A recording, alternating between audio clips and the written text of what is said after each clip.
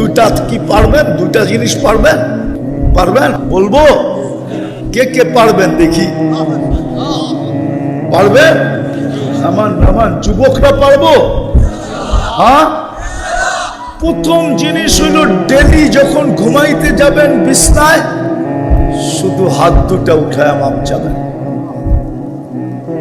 আল্লাহ আমি ঘুমাইতে চললাম কিন্তু হাত উঠায়া চললাম, কেননা তুমি কাল সকালে উঠাইলে না উঠবো, নাইলে তো আমার চির নিদ্রা হয়ে যাবে। পারবেন ডেলি ঘুমের সময় তওবা করতে?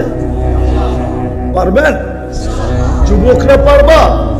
সারাদিন কি করলে এটা আমার বিষয় না। আল্লাহ আমাকে তোমার জন্য চৌকিদার বানায় পাঠায় নাই। কোরআনই বলে লাস্তা আলাইহিম বিমুসাইতির, আপনাকে দারোগা বানায় পাঠাই নাই, আমাকে তোমার জন্য চৌকিদার বানায় পাঠায় নাই। বিদায় সারা দিন তুমি কি করলা আমার বিষয় না। আমার বিষয় হলো তুমি ঘুমের সময় তওবা করে ঘুমাইলা কিনা। ডেলি তওবা করে ঘুমাও। আমি জোর দিয়া বলি যুবক, তোমাকে আপনাদেরকেও বলি, কন্টিনিউ 6 মাস করে দেখেন, আমার বিশ্বাস আপনি আমাকে খুঁজবেন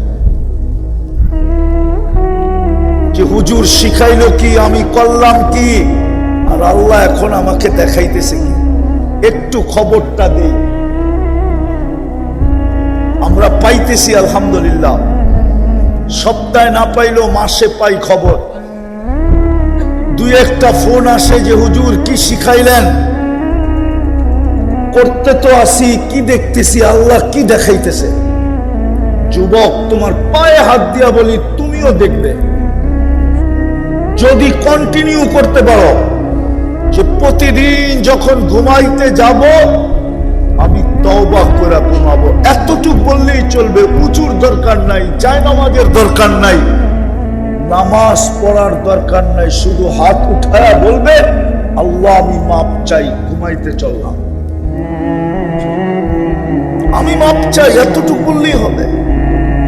এই উম্মত তো জানে না এই উম্মতের সাথে আল্লাহর বন্ধুত্ব কতটুকু, জানে না এই উম্মত, আলোচনাও হয় না যে এই উম্মতের সাথে আল্লাহর বন্ধুত্ব কতটুকু, ইয়ারি কতটুকু, দুস্তি কতটুকু, ভালোবাসা কতটুকু, প্রেম কতটুকু, মায়া কতটুকু, স্নেহ কতটুকু, মমতা কতটুকু।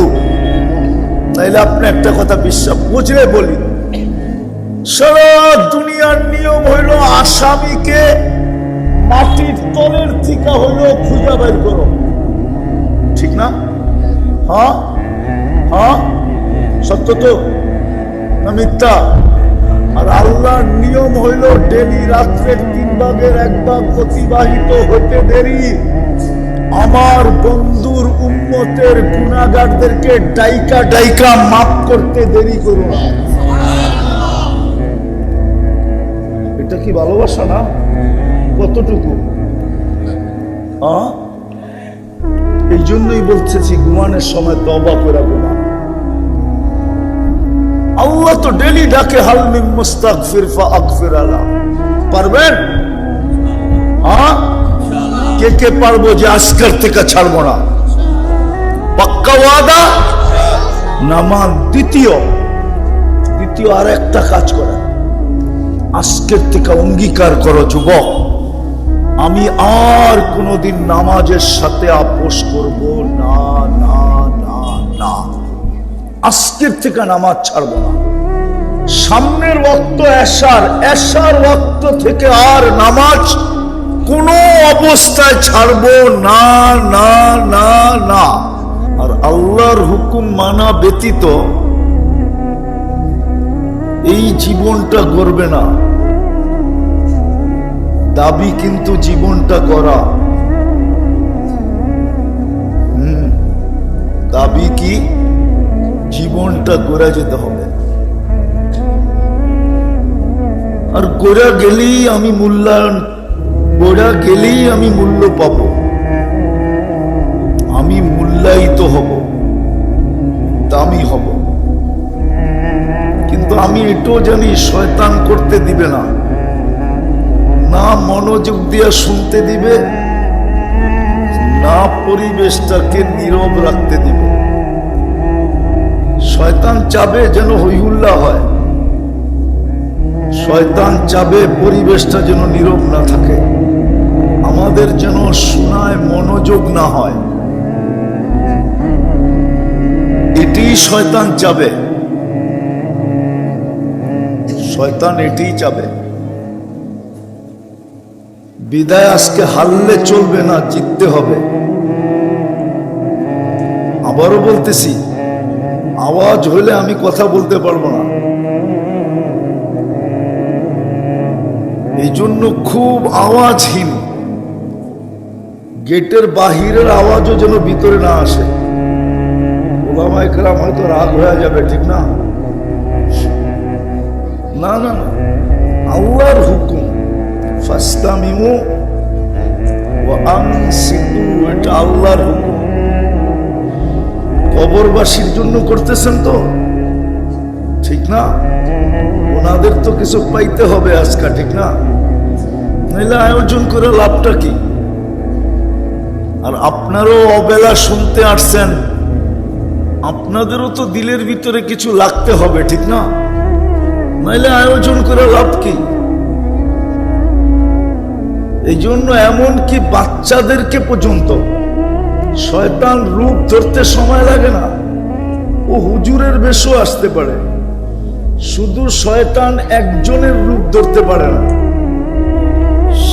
তিনি হইলেন আমাদের নবীজির রূপ ধরতে পারে না। মুহাম্মদুর রাসূলুল্লাহর রূপ ধরা ওর জন্য সম্ভব না। আর যে কেউ যে কোনো মানুষের রূপ ধরতে পারে। বিদায় আপনাদের কাছে আমার হাত জোর অনুরোধ, এমনকি ভলান্টিয়ারদের কাছেও, কাউকে আপনাদের বসাইতে হবে না, কেউ দাঁড়ায় শুনবে দাঁড়ায় শুনুক, শৃঙ্খলা আপনাদের হয়ে উঠলা করার কোনো প্রয়োজন নাই। কি শুনবেন? এইভাবে শুনবেন, কথা শুরু করব। হ্যাঁ, বিলকুল নীরব, বিলকুল মনোযোগ, তাইলে দিলে গাঁথবে। পুরস্কার নিয়ে উঠতে পারবো। এখানে আয়াতের শেষে পুরস্কারের ঘোষণা আছে, লাআল্লাকুম তুরহামুন, এটা পুরস্কার, নাইলে পুরস্কার মিলবে না। তো যেটা বুঝাইতে চাইতেছিলাম আপনাদেরকে, আল্লাহর হুকুম মানা ব্যতীত মানুষ আল্লাহর কাছে দামি হবে না। যে যত বেশি আল্লাহর হুকুম মানবে, সে আল্লাহর কাছে তত বেশি দামি হবে। আল্লাহ হুকুমকে মানে এটা দেখে, বংশ কি এটা দেখেন না। হুকুমকে মানে এটা দেখেন, এলাকা কি এটা দেখেন না। হুকুমকে মানে এটা দেখেন, রং ঢং কি এটা দেখেন না। হুকুমকে মানে এটা দেখেন, বংশ বুলি কি এটা দেখেন না। হুকুমকে মানে এটা দেখেন, সম্পর্ক কার সাথে এটা দেখেন না। যদি সম্পর্ক দেখতেন তাহলে একটা দেখাইতেছি, একটা স্বামীর কোনো অঙ্গ স্ত্রীর কাছে লুকায়িত থাকে না, থাকে না? স্ত্রীর কোনো অঙ্গ স্বামীর কাছে লুকায়িত থাকে। স্বামী স্ত্রী, আসিয়া কার স্ত্রী?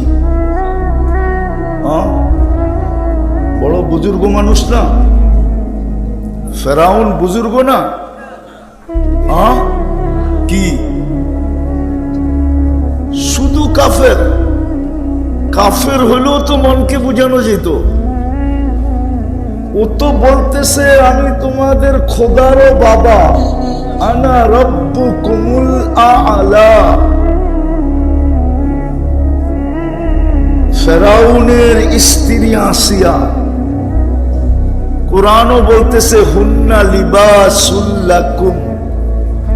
ফেরাউনের পোশাক, একই কামরায় বসবাস, একই খাটে নিদ্রা, একই ল্যাপের নিচে শোয়া, একই বালিশে দুইজনের মাথা, কারো অঙ্গ কারো কাছে একটু লুকায়িত নাই। কিন্তু আসিয়া কোথায়? আরে বলেন না, আসিয়া কোথায়? জান্নাতে। ফেরাউন, হায় হায় হায়, আল্লাহ সম্পর্ক দেখেন না, দেখেন কে আল্লাহর হুকুম কত মানল। যে আল্লাহর হুকুম মানবে সে দামি। অথচ সম্পর্কের দিকে দেখতে গেলে ফেরাউনের যেখানে জায়গা, আসিয়ারও জায়গা ওইখানে হওয়ার কথা ছিল। কেননা স্বামী স্ত্রী, কি সত্য তো? কোরআন বলতেছে ইমরাতু ফিরআউন, এখনো কোরআন বলেছে ফেরাউনের কি স্ত্রী। অথচ আপনারা বলতেছেন আসিয়া জান্নাতে, আমিও বলতেছি জান্নাতে, কোরআনও বলতেছে জান্নাতে। বোঝা গেল আল্লাহ সম্পর্ক দেখেন নাই, দেখছেন আল্লাহর হুকুমকে মানল। হুকুম যে মানবে সে আল্লাহর কাছে দামি হবে। হুকুম যে মানবে সে দামি হবে, সম্পর্কের দিকে দেখবেন না। হ্যাঁ হ্যাঁ, সত্য এটি। আল্লাহ দুনিয়ার অবস্থান দেখেন নাই। অবস্থান যদি দেখতেন, যেটাকে পজিশন বলে, পজিশন, দুনিয়ার পজিশন আল্লাহ দেখেন নাই। যদি পজিশন দেখতেন তাহলে ইমাম গাজালি রহমতুল্লাহ আলাইহির এই কাহিনী লেখার সুযোগ হতো না। ভিক্ষুকের গালে যুবক বসায়া দিছে থাপ্পড়। কার গালে? ভিক্ষুক, সাথে সাথে বৃদ্ধ। একদিকে বৃদ্ধ, একদিকে ভিক্ষুক, একদিকে জীর্ণ, একদিকে শীর্ণ। যুবক থাপ্পড় বসায় দিছে। বৃদ্ধ কোনো প্রতিবাদও করেন নাই, প্রতিরোধও করেন নাই। প্রতিবাদ বোঝেন তো? প্রতিবাদও করেন নাই, কোনো প্রতিরোধও করেন নাই। থাপ্পড় দেওয়ার আগে থামান নাই, কেন আমাকে থাপ্পড় দিবা? শুধু ঠোঁট দুইটা উপরে তাকাইছে, ঠোঁট দুইটা নাড়ায়া দিছে। নাড়ানো বোঝেন তো? ঠোঁটগুলো শুধু নাড়ায়া দিছে। যুবক জায়গাটা জায়গায় মরতে দেরি হয় না। এলাকাবাসী জিজ্ঞাসা করছে, এটা কি করলে তুমি? তো ভিক্ষুক মুস্কি মুস্কি হাসতেছিল আর বলতেছিল, প্রেমের খেলা হয়ে গেছে, আমি কিচ্ছু করি নাই, প্রেমের খেলা হয়ে গেছে। জিজ্ঞাসা করছে, এইখানে আবার প্রেম আসলো কোত্থেকা? বলল, ওর প্রেমিকার গায়ে আমার পায়ের কাদা লাগছে, ও সইতে পারে না। আমাকেও একজন ভালোবাসে, সেও সইতে পারে না। ও কাদার প্রতিশোধ নিছে থাপ্পড় দিয়া। আমার মতো জীর্ণ শীর্ণ বয়স্ক বৃদ্ধ ভিক্ষুকের গালে থাপ্পড় দিয়া প্রতিশোধ দিছে। আমাকেও একজন ভালোবাসে, উনি প্রতিশোধ নিছে জান দিয়া। প্রেমের খেলা হয়ে গেছে। ভালো মতে বোঝেন, কেননা আপনাদের আওয়াজ আমাকে কথা বলতে দিতে চাইতেছে না। আমার মেজাজ ভিন্ন আওয়াজ হইলে, কেননা কথা তো ওইখান থেকে আসে, এইখান থেকে আসে না। ওইখান থেকে কথা আসতে হলে আল্লাহর হুকুম মানতে হবে। তো আল্লাহর হুকুম যে যত মানবে, আমার হাতে সময়ও বেশি নাই যে আমি আপনাদেরকে বেশি সময় দিতে পারবো, এমনও না। সময় কিন্তু অল্প অল্প সময়ের ভিতরে গুছাইতে হবে। এই জন্য আমারটা নীরবতা লাগবে। তো যেটা বুঝাইতেছিলাম, আল্লাহ সম্পর্ক দেখেন না, দুনিয়ার অবস্থান বা পজিশন দেখেন না। আল্লাহ দেখেন কে আল্লাহর হুকুম কত মানল। রাবেয়া কৃত দাসী ছিল, বাড়ি দেখলে এখনো চোখে পানি আসে। আমি পড়া বলতেছি না, চোখে দেখা বলতেছি। আমি 6 বার দেখছি আর বাড়ি, 6 বার গেছি আমি।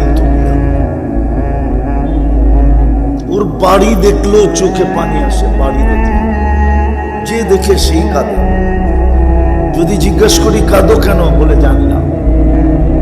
চোখ কেন কাঁদে? চোখ নিজে নিজে কাঁদে। অথচ কৃতদাসী 33 বছর বয়সে মারা গেছে রাবেয়া। মারা যাওয়ার আগেই বিধবা হয়েছে। তারপরে রাবেয়া দুনিয়ার থেকে চলে গেছে। ইথিওপিয়ার কালো দেখেন না আল্লাহ, যে এটা মানুষটা কালো। সামাজিক দুনিয়ার অবস্থান কৃতদাসী, যার নিচে কোনো দুনিয়ায় অবস্থান নেই, কৃতদাসী। আল্লাহ দেখছে হুকুমকে কতটুকু মানে। যুবকও যদি হুকুম মানে, যুবক তাইলে আল্লাহর কাছে এতটুক দামি হইতে পারে যে সেজদায় যাবে। আমি হাদিস দিতেছি, সেজদায় যাবে, সেজদায় যাবে। আর আল্লাহ ফেরেশতাদেরকে ডাইকা জিজ্ঞাসা করবে, উনদুর ইলা হাদা শাব, এই যুবকের দিকে তাকা কি করে? তো ফেরেশতা জবাব দিবে, জাআলা আজলাহু ওয়া মাজালাহু লিআজলিক। সব কিছু গুছায়া গুটায়া, লজ্জাপতির মতো গুটায়া আপনার কুদরতি পায়ে মাথা রেখা দিছে। আল্লাহ প্রতি উত্তরে বলেন, ইন্নী উবাহি বিহিল মালাইকা। তোমাদের কথা যদি সত্য হয়, তাইলে এই যুবক আমার কাছে তোমাদের চেয়েও দামি, এবং তোমাদের উপরে আমি একে নিয়ে গৌরব করি। যুবকও যদি আল্লাহর হুকুম মানে, সমাজের যেই ব্যক্তি মানুক না কেন, বললাম না দুনিয়ায় পজিশন যেমনই হোক, বাদশাও যদি আল্লাহর হুকুম মানে, রাজা, হায় হায়, রাজাও যদি আল্লাহর হুকুম মানে রাজা, তো 46 বছর পরেও যদি কবর খোলে, তো লাশ দেখা যায় যেমনটা তেমনই রাখা আছে। সুলতান মাহমুদ গজনবী, যে আমাদের দেশকেও শাসন করছেন, 17 বারের সময় ভারত স্বাধীন করছেন উনি। আমাদের এই দেশটাও ওনার পায়ের নিচে ছিল। 46 বছর পরে লাশ খুলছে, কবর খুলছে। মনে হয়েছে এই মাত্র ঘুমাইল। হাত দুইটা এরকম বুকের উপরে বাঁধা ছিল। যেই ফ্রান্সিসি ইঞ্জিনিয়ার ওনার কবর খুলছে, ও লাশ দেখে একটা চিৎকার দিয়ে বেহুশ হয়ে গেছে। হুশে আয়েশা মুসলমান হয়ে গেছে। রাজাও যদি আল্লাহর হুকুম মানে রাজা, আমি ফকির দেখাইলাম, কৃতদাসী দেখাইলাম, রাজাও দেখাইলাম, যুবকও দেখাইলাম, আর কতটুক দেখাবো বলেন? দাবি হইল আল্লাহর হুকুম মানা। হুকুম মানলেই দামি হব, হুকুম না মানলে দামি হব না। হতে পারি দুনিয়ার রাজা। 4 জনকে আল্লাহ দুনিয়ার পুরা দুনিয়ার রাজত্ব দিয়েছিলেন। 2 জন মুসলমান, 2 জন কাফের। কাফের 2 জনের ভিতরে একজন নমরুদ। 800 বৎসরের রাজত্ব দিয়েছিলেন। কত? কোনো অপোজিশন পার্টি ছিল না। মশা ঢুকার আগে 400 বৎসর, মশা ঢুকার পরে 400 বৎসর। দুনিয়ার ইতিহাসে একটাই মশা পাওয়া যায় যাকে আল্লাহ 400 বৎসর বয়স দিয়েছেন। মশা 72 ঘন্টার বেশি বাঁচে না, তাও ল্যাংরা, পুরা ভালো না। 800 বছরে কোনো অপোজিশন পার্টি ছিল না। হায় হায়। আরেকজন ছিল বখতে নাসার, ওকেও সারা দুনিয়ার রাজত্ব দিছিলেন, কিন্তু রাজত্ব প্রায় দামি হইতে পারে না। এই জন্য আমার কথা শুরু এটাই, বারবার বলতেছি, আজকের ওয়াজে কমসে কম আল্লাহর হুকুম মানে, মনোযোগ দিয়ে শুনেন, পরিবেশটাকে নীরব রাখেন।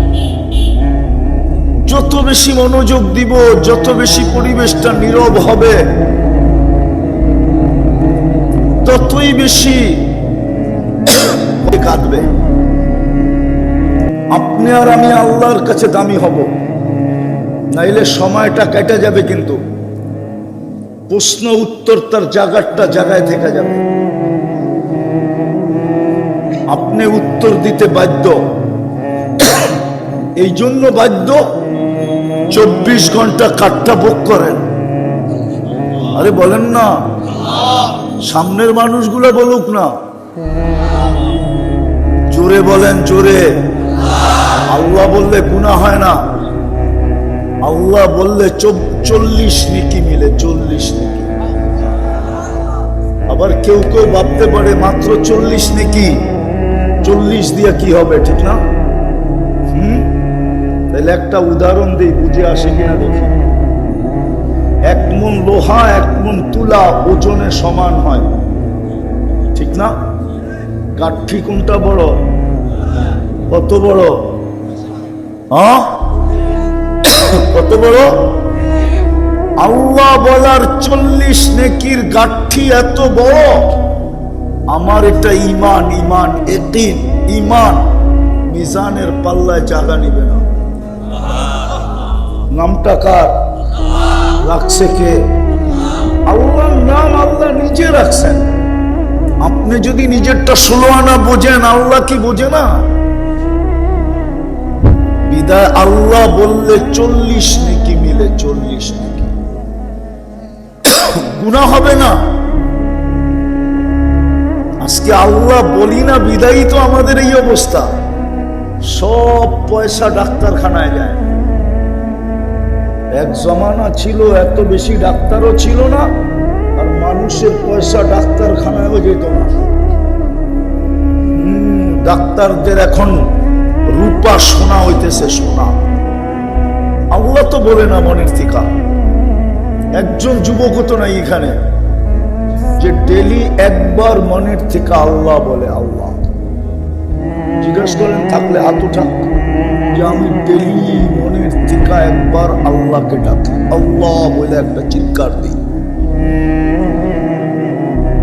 অথচ 24 ঘন্টা কাটটা বুক করে। যৌবন কার? কে দিছে? কয় টাকা দাম? কয় টাকা দাম বলো না। কোন হারবালে যৌবন পাওয়া যায় বলো? কলিকাতা, মডার্ন, চাইনিজ, আমেরিকান, দুনিয়া এই 4 হারবালই তো মশহুর। কলিকাতা হারবাল, নাইলে চাইনিজ হারবাল, নাইলে আমেরিকান হারবাল। এর চেয়ে প্রসিদ্ধ কোন হারবাল তো দুনিয়াতে আমি দেখি নাই। কোন জায়গায় যৌবন পাওয়া যায়? যৌবন তো কোথাও পাওয়া যায় না। অমূল্য বলতে বোঝেন কত মূল্য যৌবনের? সমগ্র জগতের সম্পদ এক করলেও একটা যৌবন কিনা যাবে না। কে দিছে যৌবন? অথচ যুবক তো একবারও আল্লাহ বলে না। ও তো সারাদিন, জানি না আপনাকে থানার নাম কি, সারাদিন দাউদকান্দি ফাটায় বেড়ায়। ফাটায় বোঝেন? দাবড়ানো বোঝেন? দৌড়ানো বোঝেন? সারাদিন মোটর সাইকেল নিয়ে দৌড়ায় বেড়ায়। একবারও তো আল্লাহ বলে না। এখানে তো পীরের মুরিদও দেখা যায় কিছু।